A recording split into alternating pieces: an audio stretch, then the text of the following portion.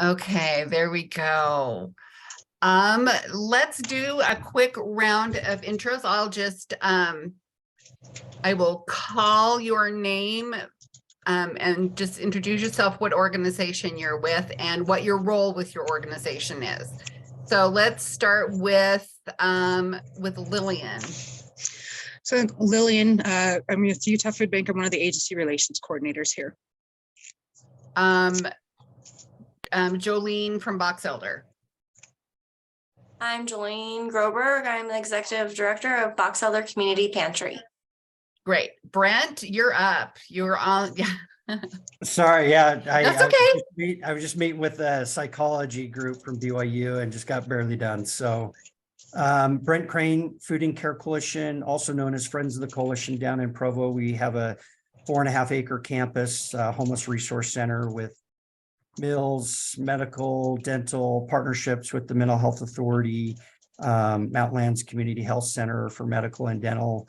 And then a new permanent partner on site is My Story Matters and the Safe Harbors curriculum, which we're really excited about.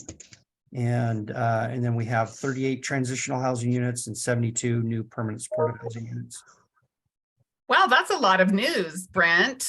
Yeah, I can take you out back and show you.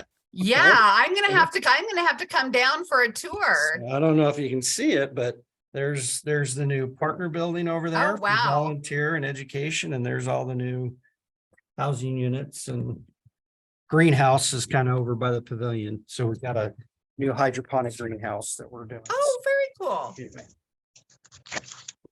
Matt with Christian Center Park City. Yeah, I'm Matt Melba. I'm the director of programs for the Christian Center of Park City. Great. Candace from Central Utah Food Sharing. Hi, my name is Candace from Central Utah Food Sharing. That's what I do. I'm a program director. Great. And Candace, how many pantries do you guys run? We have about 5, and then we have a bunch of outreach, like we have Snow College's Buster's Pantry and little things like that along the way. Great. Janine Richens. Hi, sorry, can you guys hear me? Yep. I am Janine Richens. I'm with the Switchpoint Tooele location. Great. I'm the manager of the Tooele Food Pantry. Great. Well, welcome. Jennifer Pratt. Hi, I'm Jennifer Pratt. I'm with Utah Food Bank and I'm the CFO. Great. Kim Cooper. Hi, I'm Kim Cooper and I'm with Five County Association of Governments down here in St. George. We run the Hurricane Food Pantry and we sub out to the network of 7 small pantries throughout the 5 county area. I also have with me Karen Facer. She's new and she'll be working with our pantries. Great. Leanne Rayborn. Good morning, everyone. I am Leanne Rayborn with Utah 2-in-1, and with me I have Kirk Brasband. He is one of our senior information specialists here, and I am the outreach and programs director for 2-in-1, and we're so excited to be here today and tell you a little bit more about the last mile delivery program. Great, thank you. We'll get to you in just a second. Rebecca Anderson. I'm Rebecca Anderson. I'm with the Bountiful Community Food Pantry, and I'm the executive director. Great. Summer. Hi, good morning. Summer Rower with Lantern House Shelter and Soup Kitchen, and I am the deputy director. Great. And I think Wendy, you're the last one. Quick caboose. Hello, everyone. Good morning. My name is Wendy Osborne. I'm the executive director for Tabitha's Way Local Food Pantries. We have a food pantry in Spanish Fork and one in American Fork. And in the next 30 to 60 days, we will have a new pantry in Saratoga Springs. Oh, wow. That's exciting. Okay. I'm going to go ahead and turn the time over to Leanne. Leanne, do you need me to do screen sharing? Do you need me to give you screen sharing? Yes, please. We do have a presentation for you. Great. Okay. You should be able to share your screen, or yeah, share. Let me know if you can't.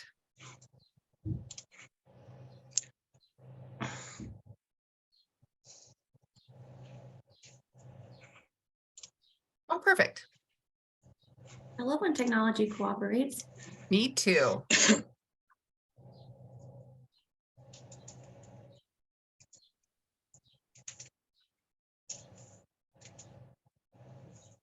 I jinx it?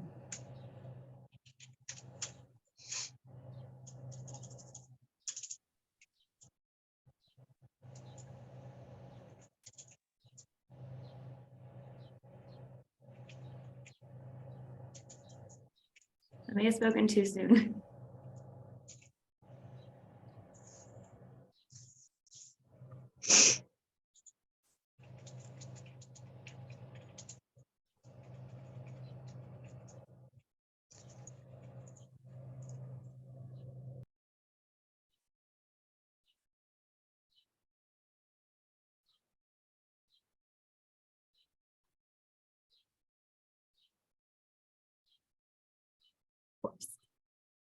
I tested it out before the meeting and it was working just fine. Of course. I shouldn't have said anything about technology working. Is it?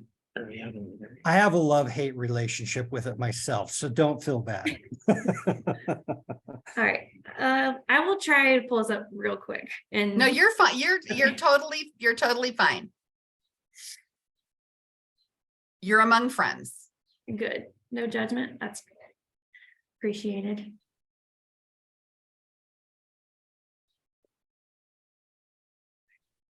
Fingers crossed.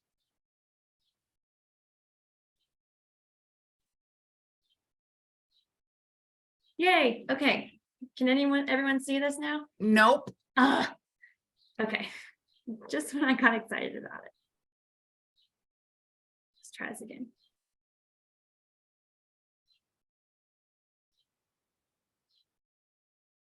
Now? It's yep, now we've got it. Yay, perfect. Again, my name is Leanne Rayborn and I am with 211 Utah. We are located in Salt Lake City with the United Way of Salt Lake office, but we do have other locations in Cache Valley, Northern Utah, and Central and Southern Utah. And today we're going to talk a little bit about our Ride United Last Mile Delivery Program. So this program is our partnership with DoorDash, and it was designed for anyone who needs food or essential items. And we wanted to make sure that our clients could obtain those necessities with as few barriers as possible. We deliver our services directly to anyone who has the need, and we wanted to make sure that we were able to get those services and those supplies to the people who need it the most. So mainly those who are experiencing transportation barriers, sick, or just anyone who isn't able to get the necessities they need, such as food items. And I'll go a little bit more in detail about it, but we also can work with agencies who need to transport diapers to those in need, or pet products and things like that. But one of the main partnering organizations that we have worked with are food banks and school districts so far. So the way that Ride United Last Mile Delivery works, it's for social service organizations. We work closely with them to identify clients who need deliveries. We have Kirk here, he's the one who schedules the deliveries via DoorDash on an online platform. So he's a great resource for any operational questions. The way it works is that DoorDash will route the orders and assign their certain dashers to pick up the items. The dashers pick up the items and make contact-free deliveries to the clients who were predetermined in the system.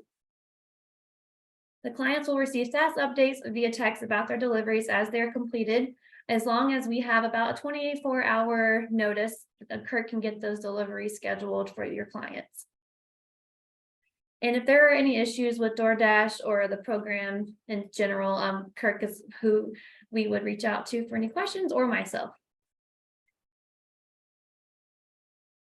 So just to give you a little bit of a background about Ride United's Last Mile Delivery Program, it started in 2020 when COVID was impacting the communities severely, and we wanted to make sure that those who were having physical or other limitations were able to still obtain food and other essential supplies, especially when unemployment was unpredictable and just the world in general was just unpredictable. We wanted to make sure that people were still able to get the services they needed. So we came together with DoorDash and United Way Worldwide. This is actually a service that is currently happening nationwide. So within Utah, we actually have a partnership with United Way of Northern Utah as far as our streaming goes, and then the United Way office in Central and Southern Utah has their own team as well. So we are able to cover a good chunk of the state. So we offer food items, like I mentioned. You can do box meals, other essential items. The purpose of this program is to enable social service organizations and 211 nationwide to reach people in need. And we want to make it as easy as possible. So we handle the logistics on our end.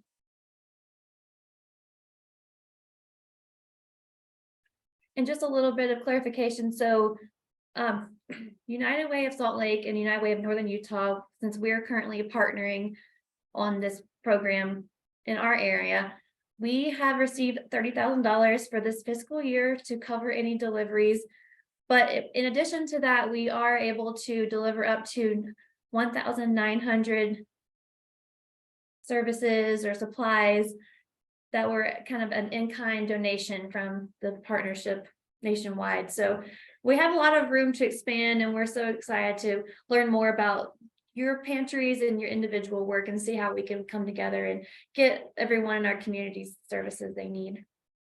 And just last year, we were able to have over 3,500 deliveries in our area. The purpose of this program, we're just wanting to reach those who are having transportation or health barriers. We don't want anyone to feel judged for their current situation. So this kind of eliminates that stigma. And so it's confidential sharing. The only people who know about it are those who submit the orders and us. And so we don't want anyone to feel uncomfortable, but we want to make sure that they have the things that they need. And also with childcare being a barrier or work, we want to make sure that if people are in need of food items, that they aren't having to miss the times that are allotted at certain food banks. And so it doesn't have to be a certain time of day that we are able to schedule those deliveries.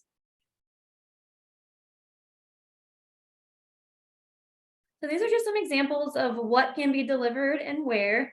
So we have the essential food items, school supplies, baby supplies, and then around the holiday season, we come together with certain organizations to kind of target those families who may be experiencing a little more financial barriers than usual, and making sure that they're able to celebrate with their families like everyone else. Some of the main cities that we work with, the Salt Lake area, but we also go as far up as Ogden and as far south as Provo with the Central and Southern Utah. And they're able to, I can get a coverage map if you would like a little bit more detail about their coverage areas, but we are able to cover most cities that in the state where DoorDash is available.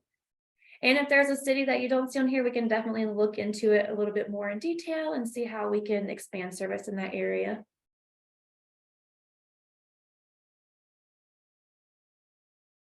The overall client eligibility is determined by the social service provider and their intake process. So if you have any questions about a particular client or their situation, you can reach out to us, but we don't discriminate against anyone who you feel that needs the service in your area. Clients can receive deliveries on an ongoing basis or until their needs are met. So this isn't a one-time service. We want to make sure that we are able to continually meet the needs, but also, keep our partnerships going with certain agencies in the state. And we make sure that the clients receive the goods free of charge. So the site where the deliveries are being picked up, with the funding that they get for their services, the DoorDashers will pick up the goods and they will bring it to the clients. So there should be a free charge throughout the process, but if there are any hiccups with that, we're happy to work with you to see how we can come up with any fundraising options. But as far as we can tell, it's covered, and we have the funding on our end to cover the meals itself if we were to run out of those 1,900 free deliveries. So there are several ways that partnering organizations can join us in this effort. We're actively seeking partners who are interested in providing the delivery. So if any of you who are working with the food pantries have some extra items that day or week, we're happy to work with you to see who in your area can benefit from those and how we can get it to them. And we are also looking for places that can operate as a pickup site. So if there are other agencies that you work with who could use your site as a location of interest, they can also bring supplies there that they have, and then we can do like a bulk order.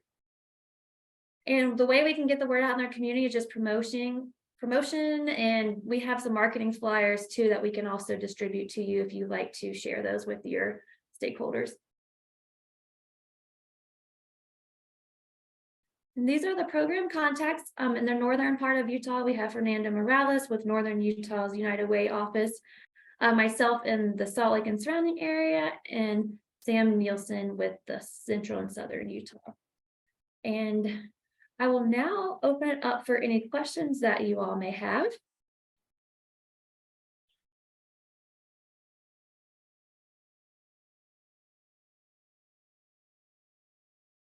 One of the challenges that I know that that I heard, well, in talking to folks about this, one of the challenges that I heard is that DoorDash is charging pantries for this service. Can you talk maybe a little about that it was not affordable for pantries to participate? Would you like to take that since it's operational related? Sure. So the agency who wants to make the deliveries, it does not cost them anything because it's part of the funding that we receive. If there are issues with that, we can look into it. But there shouldn't be any charges on that. So is that true for all 3 points of contact, that that pantries just sign up with their local United Way and then use the portal for deliveries? Correct. So there is a little bit of paperwork on the agency's end, but mainly what would happen is the agency determines the eligibility of receiving the items, and it can be both food and non-food items. And then the information that's submitted to me is basically just the pickup time, the pickup address, the name of the client, their address, and then we also have to have a phone number for them as well. So once I get that, then I actually do the scheduling. So with the DoorDash portal, so the agency really just has to supply the information on a spreadsheet. And then so I call, I have an elderly client who needs to have food delivered.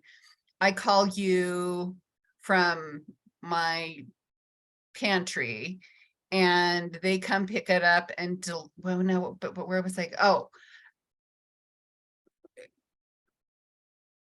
I lost my train of thought. Dang it. Okay. I'm going to go ahead and Wendy, do you have a question? So I have kind of a sum of the question. You're leading down this path too as well. So first off, my first question is, so you said that the limit, there was a 10-mile radius from the service agency. Did I hear that correctly? Okay. Correct. And then if I understood you correctly, you're also stating that there shouldn't be a charge because if it's more than that mile radius, or if there's a cost to that, that's what that grant monies are for, that $30,000 would go towards that expense, or no? So my understanding is the grant money would pays for the deliveries. As far as you're mentioning, if it's more than a 10-mile radius, unfortunately, I've had that situation in the past, and they actually just won't it's not possible to schedule a delivery that's more than 10 miles Okay. from the agency. Okay. So then, and Gina was kind of going down, just helping us understand our process. So right now, Tabitha's Way partners with Utah Crisis Food Response. And first, I want to say thank you for offering this resource for DoorDash. I think it's amazing. I should have started with that. Thank you for putting together resources that will help us do our jobs and help more people. So first and foremost, thank you for that. So our current process with, and Utah Crisis Food Response started during COVID as well. And we recognize the same thing. We've got people who can't get here. What do we do? And so our process with them, it's really unique. We can actually, if somebody calls and says, I don't have transportation, I need food, how can I get food? We just give them this phone number, which goes directly to Utah Crisis Food Response. They take the call. We actually created a system where they actually have access to our system on the back end. They put in, if it's a new client, they put in the new client information. If not, they identify our client, and then they take the order, the food order of what's needed, and schedule a pickup time and their delivery time with that client directly. And then they send it. We just basically get an email. For us, basically all we do is we give them the phone, our client the phone number. We get an email of the day before the pickup and what is needed on the food order. And then the volunteer shows up and we just check off, all that information. So because we recognize with Utah Food Crisis, they had data they needed to collect. We had data we needed to collect. And so they go in and identify a client or create the client account. And we get an email that says, here's the client that we're picking up for, here's what they want on their food order. Here's who's picking up and here's the time. And they show up and pick up and we just have those orders going out. So it's highly convenient for us with that process because we're making sure everything's being done. If I understand your process correctly, is it Kurt or Kirk? It's Kirk, K-I-R-K.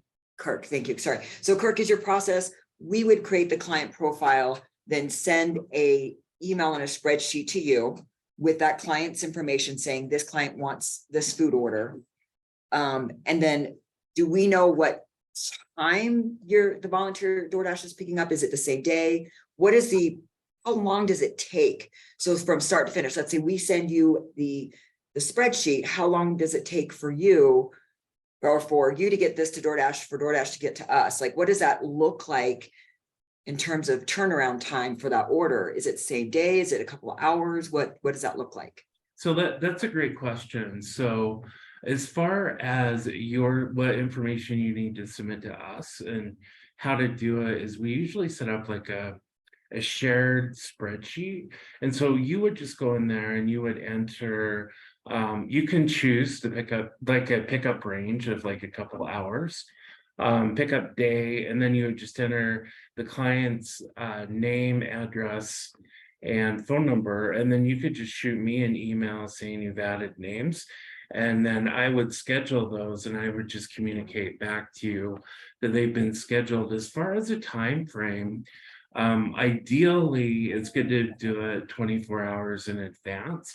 However, I have done it within like 2 or 3 hours in advance, like if it's an urgent type situation. So that's kind of the time frame and also the information that you would be submitting to us. And like I say, you can choose the pickup time, whatever is best for your agency. And we will schedule it, and then the dasher will pick up sometime during that time period. Okay. Well, thank you. I think that's all I had, just wanting to kind of understand what that process looks like and how quickly, because I think that is one of the challenges is with Utah Crisis Food Response is a great organization and it's volunteers. And the benefit is we don't have a risk of being charged anything because there's no cost. It's all volunteer based. And we don't have the mileage limitation that maybe this program has.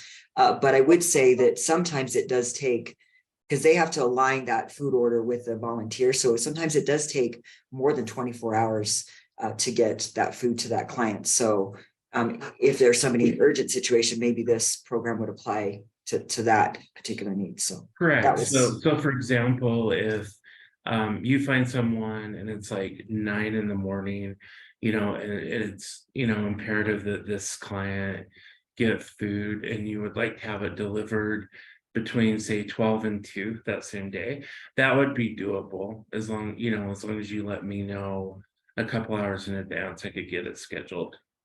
okay.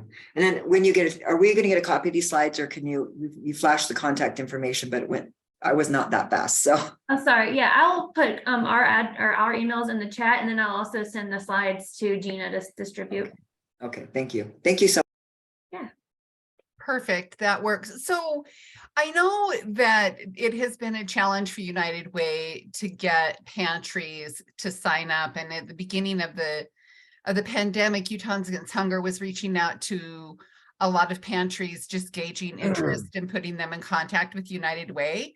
And so I'm interested to hear from you all, like, what do you see as the barriers? Why haven't you already, if you've known about this, why haven't you already signed up your pantry to participate?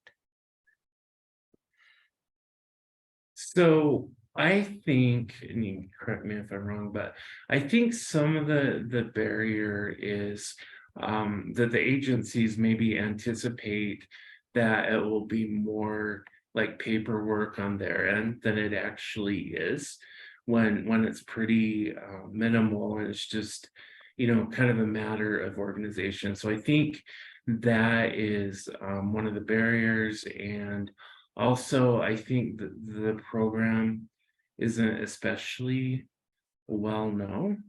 I think those are the two things that I can see.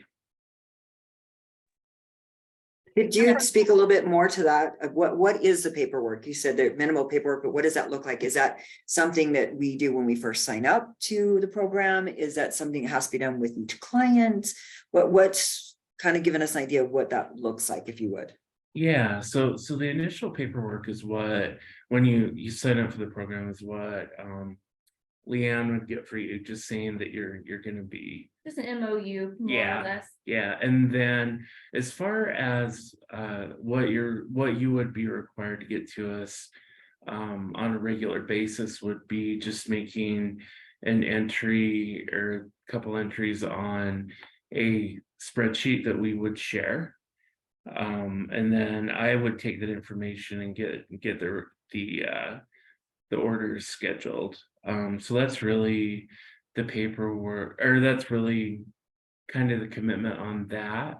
And as Leanne said in the presentation, it's up to you to have your own eligibility, and those eligibility guidelines are totally up to you. So that's not something that we would ever be involved in. And then for besides Wendy, does anyone else on the call do box deliveries or food deliveries for our clients?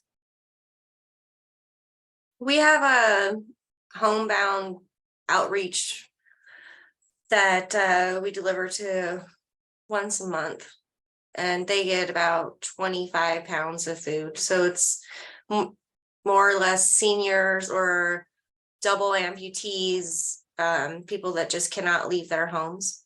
So they don't get a whole lot of food, but it's enough to sustain them.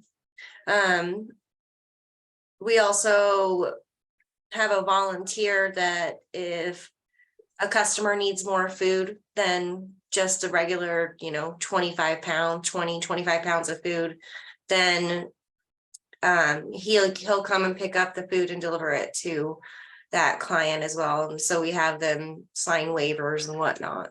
But I'm really interested in this program, but it doesn't sound like we're eligible, because it says Ogden to Salt Lake, right? Where are you located? Brigham City. Yeah, because you said you were in Box Elder, right? Yeah, That's where northern Utah covers that area. So I could reach out to Fernando, and it seems like based on where you are, you fall into the guidelines, but I can check and see like the proximity with the mileage and everything. that would be great. Because yeah, northern Utah and covers Box Elder County. So Yeah, can you please reach out to Fernando? I had like a really hard time getting a hold of him. So yeah. yeah, I'm sure he's a busy man. Yes, well, I will definitely give him your info. Thank you. Are the MOUs based off of each location, or we just do as an organization? So as, let's say, for example, if we open up when we open up our Saratoga Springs location, 10 miles from there. Correct, yeah, so like, it would be like 10 miles from the pickup. Yeah, not necessarily your location. Yeah. 10 miles, sorry, so it's not 10 miles from our location. Right, we're from the pickup site. Yeah, so if like. Okay. From when the you Saratoga have- Springs pantry is what you're saying, okay. Yeah. So is there ever going to be, I'm not sorry, this is probably not this up. See, part of the challenge is most people who can't get to our pantries, it isn't just those people with transportation issues, it's also like there's a distance factor too, like it's part of that transportation part, I guess is what I would say. There's individuals who physically, like you said, shut-ins, or individuals with amputees, things like that. But then there's people with, one car, no car, or, no, like down south, we have more, there's a lack of public transportation is what I would say. So people that can't, somebody who's in Goshen trying to get to our pantry, it's hard. And that's not 10 miles. It's the further away. That's part of the challenge. So just a thought, not to sound ungrateful. Hopefully that doesn't come across. No, we understand. Yeah. They set the parameters, so. Yeah, and I understand it's like, there's still access issues, because, yeah, I mean, can't get everywhere, so.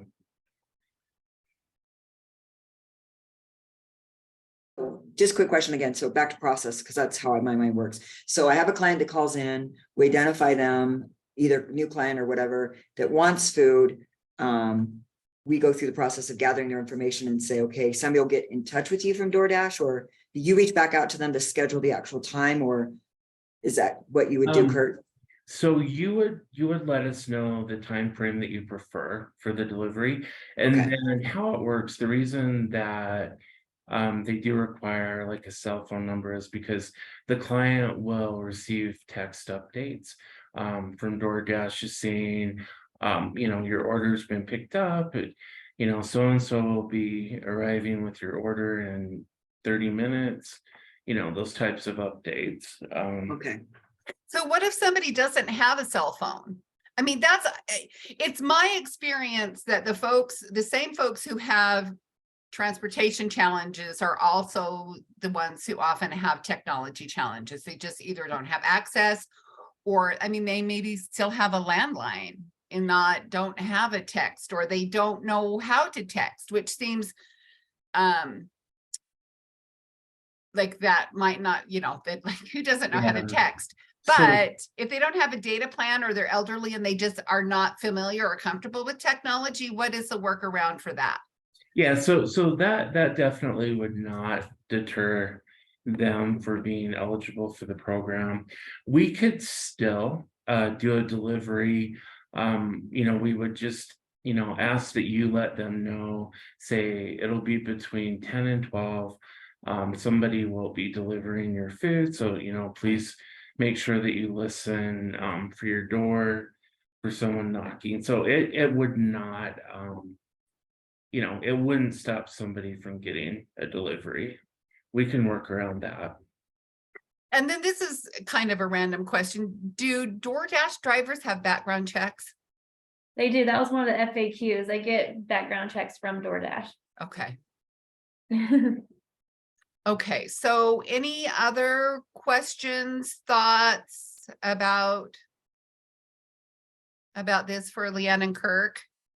Is there any limitations on how much you send? Is there like, you can only send this much, or? I don't think there are limitations. And one other thing, I know Leanne mentioned this, but you can send non-food items as well, which is really nice. Like if someone is in the need of hygiene products, or like diapers, all kinds of stuff. That those things can be delivered as well. Okay, okay, I don't think I have any questions. Anybody else have questions about this? So, Leanne, you'll send me the slides and your contact information for you and then for the other two organizations. And does this work? Is it the same process and the same thing with both the Northern Utah folks and the other group, which is with Central Utah? Is that right? So it was United Way of Utah County, but now they are United Way of Okay. Central and Southern Utah, but still the same coverage area. So yeah, the way this works is through United Way worldwide. So it should be consistent throughout. Like, every office does seems to do things a little bit differently, but overall it should be the same workflow because we go by what United Way worldwide tells us to do. Okay. Okay, so then if folks are interested, they would just follow up with whoever is appropriate for their region. Yes, and if they're not 100% sure, I can definitely be that point of contact and I'll direct them in the right way. Okay, so when I send out the recording from this meeting, I will send out the slides and the contact information for the last mile delivery. Great, and I can send our contact information in the chat as well. Okay, yeah, that works. Great. Okay, last chance before we let Leanne and Kurt go. Okay, great. Thank you guys so much for that. Thank you for being here. We appreciate your time. Of course, take care. Okay. Great. I am going to share my screen so that you've got the agenda next up. I just wanted to do a quick update on what we know from the legislative session. And I searched forever, like over time, the appropriations process has gotten more and more obscure. I mean, it's just not as transparent as it used to be. And I did get the priorities from executive appropriations, and it is my understanding that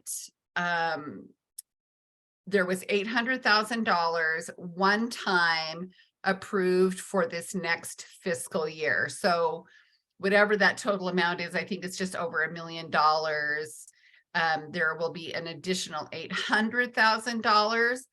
I think that the requests for fiscal year 2023 were $615,000 more than what was available. So that should cover current grantees, but I'm really interested in getting the word out to pantries who don't apply for funding. I mean, this funds 24 organizations. Now, like obviously, like the Utah Food Bank is serving the whole state, and there are, like, Wendy, you are running 3 pantries. And so, I mean, I think a big chunk of the state is covered in terms of which pantries get funding, but this is an opportunity, I think, to help legislators understand that what the demand for funding is and why this funding is important. So for those of you who reached out to your legislators, I really appreciate it. And one of the things I'd like us to think about going into this next year is having some planned and organized legislative pantry visits. So if you're interested in doing that, I will follow up with you all. And I mean, and I don't think that we can start soon enough. I mean, so we don't need to wait until the fall. We don't need to, like, put off doing those kinds of pantry visits. So so anticipate hearing from me on educating legislators about this, because I just think that there's really a fundamental lack of understanding about, one, how pantries work, the demand for your services, and how many people you're serving. I mean, we talked about, the increase in demand, and you all were really responsive when I reached out to you and asked about the demand for your services. but I think that individual legislators, both who are on the appropriations committees that fund this, which is social services and executive appropriations, I think your local legislators need to understand what the need is in their community. So that is what I know. If I hear differently, it's hard because that transfer was made in a lump sum. So it included like a bunch of different funding things for Department of Workforce Services. And so it wasn't like a line item, $800,000 for pantries. So if I hear any different, I will let you know. Are there any questions about any follow up on the legislative stuff? Gina, I have a question. Yes. I talked to Caitlin. She had talked about how some of the funding that was being requested was from the state and some of it was federal. So that money, do we know if it was federal or if it was state? It is my understanding that it was one-time ARPA funding because there is ARPA funding left to spend, and emergency food is an eligible way that money can be spent. The good news is that it didn't have to compete for one-time general fund money or ongoing general fund money, but that money is going away. And that's why I really want us think about having a campaign going into this next year, because we really need ongoing general fund so that we don't have to have this fight every single year going up and asking for funding. And, have a goal, like how much money do we really need in that fund? And then think about, maybe getting in at chunks, because like Senator Escamilla, she asked for $1 million ongoing. And there was just too much competition for that money. I mean, to get $1 million all in one shot. So we should really think about it being a multi-year campaign and having chunks of money, ongoing money appropriated every year until we get to that amount of money that we think that we need for pantries. So yeah, so that was as far as I know, that was one-time federal funding, which I think that the governor could have appropriated because he did last year with the ARPA money. So, and I don't know what the time frame is for that money to be spent, because that it has to be obligated by it doesn't have to be spent, but it has to be obligated, I think, by October. So I'm sure that when the application comes out for fiscal year 24, Karen will let us all know about what the parameters on that are. Any other legislative questions? Lots of money flying around. So the other thing that I want to talk about, one of the things that we've done the last couple of years, as you all know, we did these stakeholder meetings across the state in each one of the 9 CSBG regions. And so this year, instead of doing that, what we've committed to is to do pantry visits and client surveys. And I meant to send you all the survey, but it wasn't ready when I sent out the reminder yesterday. We just want to gather some information about, one, we want to come see your facilities. I mean, we did those stakeholder meetings, but we didn't leave enough time to do pantry visits. And I want to go see Brent's campus. I mean, it sounds amazing. And, Wendy, I've never been, I haven't been to a lot of your places. I mean, I've been to Rebecca's. We've spent some time up in Bountiful, but probably Rebecca, not since you've been the director. So we want to schedule some time to come visit your pantry and talk to your clients. And the kind of information that we want to gather is are they receiving SNAP? If they're not receiving SNAP, have they applied? Or if they, maybe they're not eligible, but I will send you a list of questions. And we would like some feedback on those. And then we want to start scheduling those. And our report to the state will be due by the end of September. So we've got like 6 months to get this done, and we've only committed to 9 visits. So we'll be reaching out to you to schedule those. And if you have questions that you would like us to ask your clients, we'd like that feedback to get some feedback from you all on what we would like to what we should be asking. And then Lillian, one of the things that I was thinking, and I don't know if you're the right person for us to talk to about this, but going on some of your drops and talking to folks at the drop locations. You are muted. Yeah, with the DSTs, we can get that set up. We're okay, really flexible on that. So okay, cool. The problem is, getting there early enough to get to ask so many questions, because once the line starts moving, it's chaos. Yeah. Okay. So you'll be hearing from us. I'll send out the draft survey and then ask you guys to on days of the week and dates that might work for you. And we have any questions about pantry visits and client survey before we move on? And Yes, I do. So we are appointment based. So we have lines. So we usually give our customers a half an hour, 15 minutes or so to come through. And so we don't have like a line moving. So you would be able to talk to customers. We would only have like maybe 1 or 2 people in the building client wise that you would be able to talk to. So I don't know if like what kind of questions you would want to ask the clients, but it would just, you might be able to see, 2 to 4 clients in an hour. Okay. I mean, we're going to be learning as we go. And I think every single pantry is going to have a different setup and a different process. So we'll just work with you on whatever that process looks like,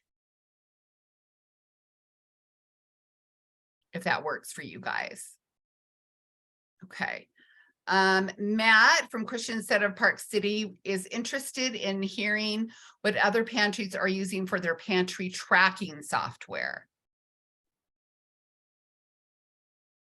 And we can actually, we could make that a topic of discussion, Matt, if we needed more time for folks to be prepared to talk about that, or we can just discuss it now. Yeah, I guess I was hoping to see what people are using and if they're satisfied with it, if they really like it, or if they're like on the fence and looking for something else too. I just know our software, we're using, Square. It's done through our thrift stores. It's not pantry software. And I'm just looking to upgrade to something more specific. And I know when I was at CCS in Ogden, we used Pantry Soft, which was pretty good. But just interested in what other people have been using. At Tabitha's, we use a program that's called Food Bank Manager. It's written by a company called Socksbox. I love it. It is the gentleman who wrote it. He worked for food banks many years, and his heart's for, food banks and food pantries. The software is highly robust, very customizable, and it's inexpensive. We pay, I think it's $45 a month for both our pantries. And to add a new pantry is $20. And it's the stuff we can keep all of our client data in there. We can keep all of our volunteer data in there. We can also keep donor information, our food donation, our inventory in there. It's got an inventory system. It's very robust. I'll be happy to send you a link, Matt. I think I have your email to talk before. Or Wendy, could we at our and we could actually just set up a separate time for like a training for you to go over that with folks and just do that remotely. And I'm happy to do that, but I could also ask Melody or one of the team members from Socksbox. They do, when I started with them years ago, they had I think a few hundred pantries, and I think they're up into the thousands, maybe tens of thousands. It's a really, I like it. It works for us. So, and they've been a great partner. And at their price point that they're offering, they're clearly not doing it for the money. So, Wendy, do you know if it integrates with Salesforce by chance? I don't know. I don't know that question, but Melody could probably answer those questions for you. Candace, you have a question? Wendy, what was the name of that again? You said it twice and I missed it. No, that's okay. So the program's called Food Bank Manager. The software company is called Socksbox, and it SOXBOX, and they're located out of Arizona. So Gina, I'll be happy to send you the link to their website, and you can send it out. But I think it's cool. So.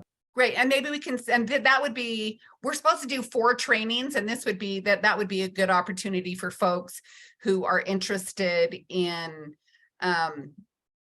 data tracking and client tracking. That would be good to do that. So Matt, we'll follow up and get something scheduled. I have one other quick comment, Gina. I know from our conversations, you're out on the Hill, you're advocating for us as organizations.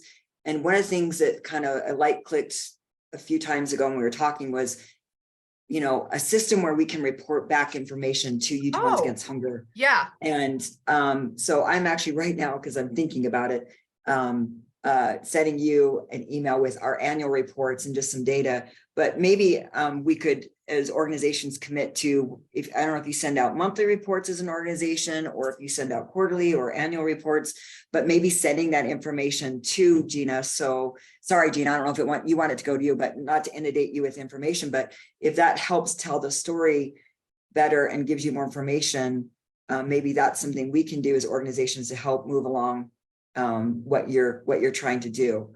That would be great. And I would love to work with you on existing processes that you already have. So I'm not creating a new report that you have to create or generate for us. So I think that's a great topic for our next meeting, to what would work for you all, so that we're not adding another thing to your to-do list. That maybe you just blind CC me on those reports, or whatever, because I don't want to create more work for you all. Good grief, this time has flown. So yeah, okay, so I'll follow up on that. And then the last thing that I have, Rebecca suggested this, the Feed Utah Food Drive, I believe, is this weekend. And I know that means a lot of you are going to be very busy, but it is the first time some folks have participated in this large food drive. And so I just wanted to have a discussion. Rebecca, I don't know if you have any specific questions, like what folks can anticipate, lessons learned, like best practices going into this weekend, if it's just honestly just cheerleading and saying, yeah, go team, and hopefully we get a lot of good food into your facilities. I didn't have anything specific. I just thought it would be nice as a group to see if there's anything, any last minute issues that have popped up that we need to be aware of, or anything like that. I don't have anything specific. Okay. I'm excited about it. It's gonna be fun. So does somebody, I am not aware, I've not heard about this. I mean, the first I had heard from it was from Rebecca. So is this replacing like the Boy Scout food drive or the postal carriers? What is the deal on this food drive? It's replacing the Boy Scout food drive. Boy Scout, yep. Well, I think it was intended to, but the Boy Scouts still have their drive. So we had a Boy but it's Scout very drive. small. We got 1,300 pounds. Yeah, I think we got 3 Gaylords full. So there's a smaller Scout drive that's still happening, obviously, because there's changes for the scouting organization. Then this feed, I guess you could say it was intended to replace it, but it doesn't replace the the postal carriers drive. The postal carrier drive will still also happen as And well. when is the postal carrier drive? That's May, something. I'm glad I'm not the only one who's like, oh, let me go see. Yeah. And May that's 13th. that's marketed as Stamp Out Hunger, right? That's Stamp Out Hunger, yeah. Yeah. And that's on May 13th. And then, can you tell me this, so this, the fee, is this the one this weekend called Feed Utah Food Drive? Yes, this is Feed Utah. And so who is sponsoring it? What is It's Utah Food Bank. This is our the second Utah year. Food, okay. Yeah, this is our second year running this food drive. And am I incorrect in stating it's a collaboration between Utah Food Bank, the Church of Jesus Christ of Latter-day Saints, and Just Serve? Is that correct? Correct. Okay, so each pantry will be responsible for collecting food. How is it working? There are sites around the state that are on our website as collection points, along with like Macy's grocery stores. So we have a list on our website of drop-off locations. So it will help it stay in its community instead of going to our larger partners and then being dispersed out. Okay. And the locations you said are on your food bank, on your website. Yeah. Okay. And then does anybody know when the Boy Scout food drive is? Well, they already had it. It was on February 11th. Oh, okay. Yeah. And usually what they do is they partner, from my understanding, it's mostly Smith's stores, but then they do like Arctic Circle and a few other smaller like drive-through restaurants that you can drop off barrels and they collect food. Okay. As well. Okay. Hey, Gina, Lauren Yes. actually mostly runs that scouting drive, so if you have any questions, she can. Oh, okay. Like any information about that. Okay. Well, if you all could maybe report back to me how much food you guys collect, and then I could share that with the group, that would be great. That would be and I'll follow up with you all. I'll bug you next week about how much you collect for that. And then we can just go from there. Is there anything else that we need to talk about? We're coming up to the hour, and I don't want to keep you guys longer than we've committed to. Anything else we need to talk about? Gina, I was on the truck the last meeting, but I wasn't sure if y'all covered the last one, the local food produce grant award-winning award that a lot of us were able to get. Have we talked about they said have you received that funding? It was awarded to the joint applicant that we did with Community Action. Oh, nice. Do you know how much you were awarded? They did I think we applied, the joint application was for the full $1 million, the maximum. And I believe the whole thing was awarded to us for the full amount. I know the Christian Center is going to get $100,000 for it. So it's a big game changer. And shout out to Community Action there for getting that all together, and for you for combining us and having that meeting that really spurred the partnership. This is going to be amazing. I can't wait to share some of the ideas we've got planned for this summer using these funds. Right. So I will follow up with Natalie and find out who was awarded that funding and share it, because I know there was 2.7 million available. And so I'd be interested in knowing who else got that funding. So thank you for that. I will follow up with Natalie and get that information out too. Awesome. So I think Jennifer Miller was the lead grant writer on that process. Tabitha's is part of that as well. Oh, that's great. Matt, we're excited. I would just say, Matt, just so you know, my understanding is Community Action will get the funds. They'll purchase the produce. They're supposed to work with the vendors to purchase the produce, and then we'll receive the produce from that. So I think just in terms of with that grant, we're excited to see how that works, because our challenge in the past has not been being awarded the funds for these types of programs. It's been finding a local grower has been our challenge. That was our issue. We've had an organic grower that we've been working with for the past few years who now is not growing this year. And I don't know, Utah's growing seasons have been very sporadic and difficult. And so we'll see. I think the local grower was the biggest challenge of that grant. So well, and that was my initial thought, that I mean, that's a lot of, so there's that local purchasing, there's the farm to cafeteria for schools. There's a lot more money available for local producers, and my concern has been capacity of those producers to have enough product to actually sell. So it'll be interesting. I'm part of the local food advisory committee, and so I'll be interested in the conversations around all of this local producers. I mean, it's beyond produce, so which is nice. I mean, you know, it's not just produce. So, but it will be interesting to see what that does to the product in your program. So thank you, Matt. Maybe we can have a follow-up at our next meeting about that too, because I think I have more information.